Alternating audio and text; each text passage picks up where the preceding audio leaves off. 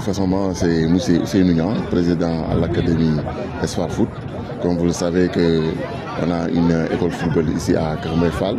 qui est datée de 2003. Hein, donc, ce n'est pas une nouvelle équipe, quoi. On a l'expérience et puis on a un entourage très bien équipé et très bien organisé pour qu'on puisse avoir des partenaires qui nous viennent d'Espagne, qui est la Nucia. Depuis l'année dernière, on a eu de très bonnes relations et on a l'esprit aussi entre nous pour avoir une collaboration nette et précise pour pouvoir atteindre l'objectif de l'Académie Espoir Foot. Comme vous le savez sans doute, l'esprit de l'Espoir Foot, c'est d'élargir, quoi. C'est-à-dire l'année dernière, quand nous étions en Espagne, on a pu noter un peu de manquement à notre structure. Donc au retour, on a pensé ensemble qu'on doit élargir l'Espoir Foot, l'Académie. Et on a discuté aussi avec nos partenaires pour qu'on puisse augmenter l'effectif de l'Espoir Foot. Ça ne veut pas dire que l'Espoir Foot reste en arrière, mais nous voulons élargir l'Espoir Foot dans tout le Sénégal. Comme vous le savez sans doute, les tests d'hier, il y avait beaucoup de jeunes joueurs talentueux qui nous viennent de partout au Sénégal. Donc c'est pour tout simplement élargir l'équipe, avoir créé beaucoup de jeunes talents et pour pouvoir mettre sur les rails, pour avoir un objectif déterminé et réussir notre projet. Non seulement satisfait, mais j'étais trop même surpris. Parce que comme vous le savez, organiser une telle organisation avec cette envergure, c'est pas tellement facile que ça. J'ai discuté avec les encadreurs, mais on a travaillé dans l'ensemble, nuit et jour, pour pouvoir réussir ce projet d'hier. C'était satisfaisant, nos partenaires étaient tellement satisfaits. Même hier, nous avions envoyé toutes les vidéos et tous les programmes. Aujourd'hui aussi, comme vous le voyez, vous n'êtes pas sans savoir que c'est vraiment génial d'avoir presque toute la communauté de Kermefal et donner, une solidarité pour pouvoir réussir ce test et cette organisation faiselle annuelle. Depuis 4 ans, on n'a pas fait la fête. Donc c'est pour cela qu'aujourd'hui, on a profité à l'occasion pour faire les tests, en même temps faire aussi l'organisation de la fête et inviter tous les parents d'élèves pour qu'ils puissent voir ce que nous faisons à leurs enfants, quoi. Donc nous sommes tellement satisfaits à 100%. Espoir Foot est une académie,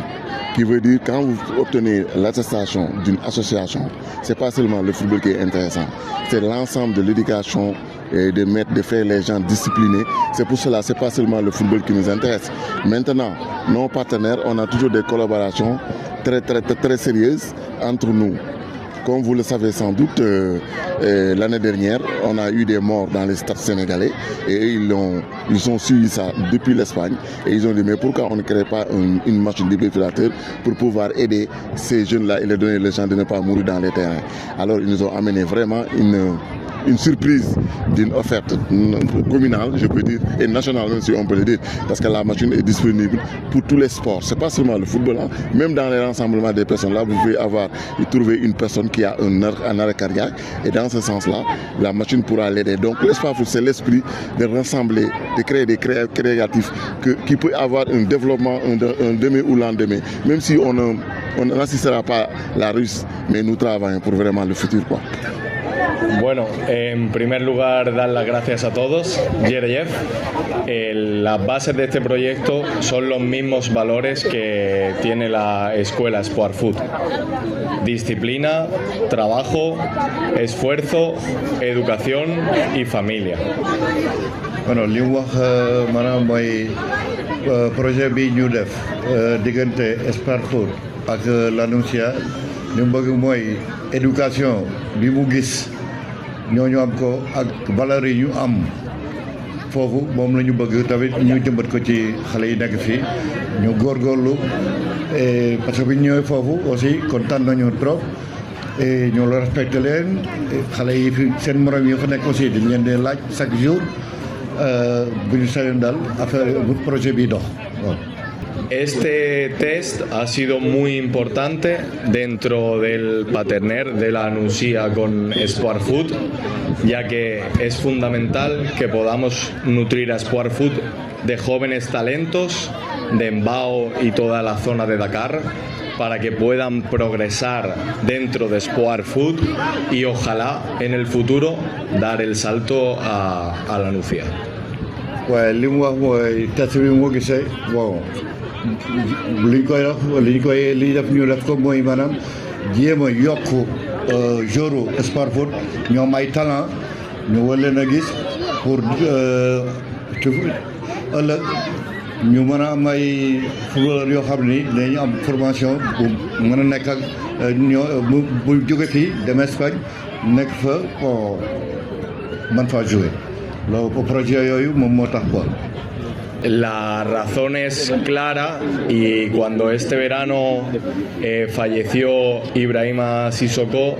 a mí me causó un gran impacto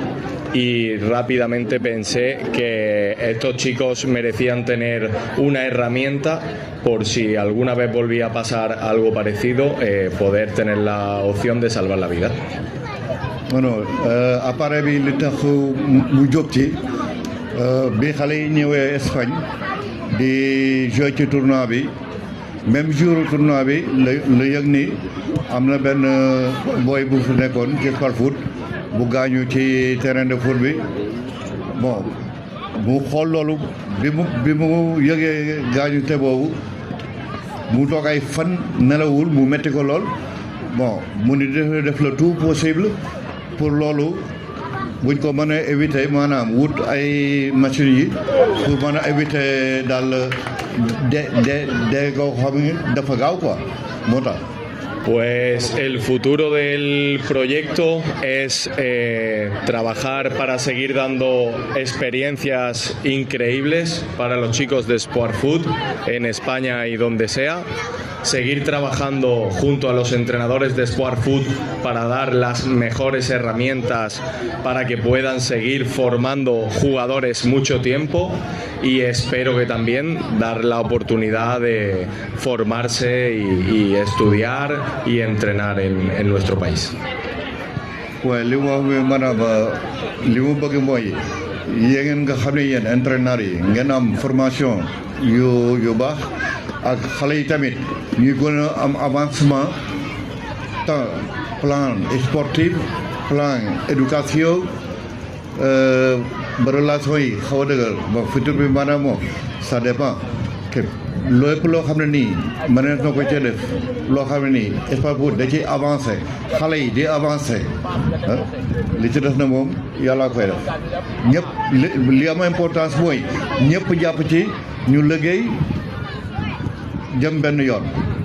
buñ ko toppee ñu ku nekk def ci sa loxo yàlla mën naa def li ñu bëgg lépp mu mën a sotti dal. Para la gente de la Nucía fue espectacular, para Lemer, para toda la comarca y toda la región, que un equipo de jóvenes de Senegal pudieran venir a nuestro país. Su educación fue excelente, su comportamiento excelente, su desarrollo de fútbol excelente y están muy contentos y continuamente me piden colaborar, han colaborado para la máquina cardíaca, quieren colaborar en mandar material escolar, material deportivo y es como que ya también son parte de la comunidad en la Nucía. li mu wax mooy maanaam moom population bi nekk Espagne muy la Nucía bëgg nañu xale yi bëgg koo xam ne nii moom xamul sax fu mu toll te li ñuy def mooy maanaam dinañ jéem a collaborer ak ñoom lépp loo xam ne nii dañuy dimbali dinañ ci dimbali population bi xale yi ba léegi fu ñu mënti toll liñ leen di laaj kañ la ñuy ñëw kañ la ñuy ñëw bon projet boobu moom maanaam moom dañ koy yokk rek mais du wàññeeku moom waaw. asalaamaaleykum maa ngi leen nuyu ñëpp di leen ziar di ziar aussi assistance bi parce que vraiment comme ni ñu ko waxoon rek gars yi bi ñu ñëwee itam woo leen ñu wuyu si nañ ñu te je crois que objectif benn la man maay Assane Niang représentant aussi Sport Foot on peut même dire que je suis par exemple le représentant administratif donc relation extérieure man ak ñaar ñoo koy gérer voilà donc tey loolu moo waral bi ñu ñëwee vacances comme chaque année dañu ñëw décembre donc mu coïncider ak fête bi ñu àndaale aussi ak suñu partenaires yi donc il fallait que ñu démontrer def bonne démonstration non seulement parce que dafa nekk maintenant loo xam dañ koy def chaque année mais aussi dafay nekk loo xamante ni ça nous permettra quand même que suñu tubaab bi aussi suñu partenaires yi xam ni vraiment ñu ngi ci yoon quoi. Bon, relation extérieure, on peut dire que c'est pratiquement dans un premier temps, on peut dire que man maay représenté Sport Foot fële. C'est pas parce que aussi on me l'a élu dañu toog xam ni man dama yàgg participer man ak cousin ak ñeneen yéen ñëpp ñu ni bon comme maa ngi foofu peut-être par chance mën nañ décrocher ay xarit au début noonu la woon ñoo xam ne dañu mën a ñëw pour accompagner ñu quoi donc au fur et à mesure que ñi créer relation yooyu di waxtaan parce que xam ngeen comme aussi en tant qu'ancien sportif ancien joueur je sais très bien lan mooy football xam aussi xale yi fii ni ñuy bëggee football bi quoi léegi ñu ni kon ak ñooñu sama xarit yi ak sama mbokk yi parce que tamit partenaire principal bi aussi sama suñu doom la donc moom aussi mu sawar aussi pour ànd ci ñun ñu ni comme man maa ngi foofu fa la turu relation extérieure bi génne donc dans la mesure où que suñu gisee loo xam ne mën nañ ko waxtaan ak ñoom ñu indi ko fii duñ ci insister duñ amul ci benn xel ñaar c'est que aussi mën nañu am luñ jële fii yóbbu ko foofu parce que tamit relation loolu lay jëriñ gagnant lay doon quoi donc voilà relation extérieure bi noonu la commencé. Enfin bon voilà xam nga aussi football moom pratiquement ñëpp xam léegi envergure bi mu am dans la mesure où que xam ngeen ni y a pas mal d'internationaux comme ay El Hadji Diouf ay génération 2000 ñoom Sadio Mané donc européens yi ñi ñu xamee ñoom Messi ñoom la ñu xamee aussi suñu doom donc loolu day yomb mais ñoom surtout Juan bi mu ñëwee keroog ñuy wax moom li koy impressionné mooy en général Europe dañu am benn mentalité boo xamante ni pratiquement demewul noonu mais ñoom foog lañ ci am parce que ñoom dañuy defee ni ñun en Afrique pratiquement techniquement nous ne sommes pas encore prêts donc ñoom physiquement la ñuy defee ni ci li ñuy gën a accentué wu quoi mais bu ñu gisee fii école football yi commencé na am au Sénégal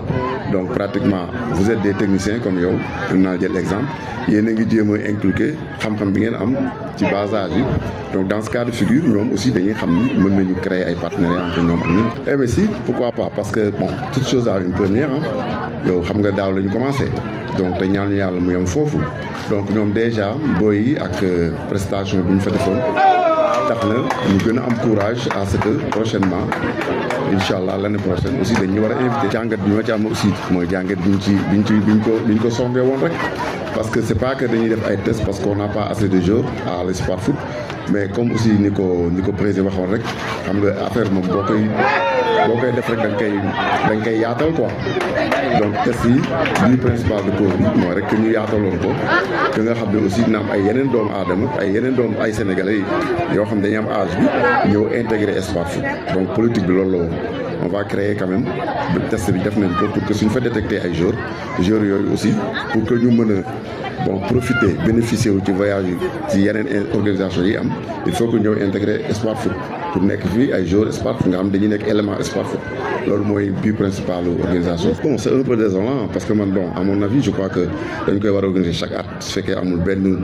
boo xoolee 2021 parce que y avait l'épidémie genre donc 2022 il fallait que ñu reprendre 2023 bon ren aussi dañ ko def dañuy ñaan yàlla aussi yeneen at yi ñëw ñu bañ a am benn incident majeur bu ñuy tere duñ ko organiser mais loolu ñun dañu fas yéene ñun ak yéen ak ñëpp staff des parents yi que ñu xool nu ñu koy defee chaque année parce que loolu wax dëgg yàlla retrouvaille la en plus ça nous permettra ñun aussi les dirigeants ñu def bilan xool ci côté yëpp lan la ñu war a renforcer lan la ñu war a corriger lan la ñu war a yokk lan la ñu war a waaj donc organisation fête moom pratiquement fin d'année dafa bari ay actus yoo xam dañ ci war a travailler quoi. Merci beaucoup à vous.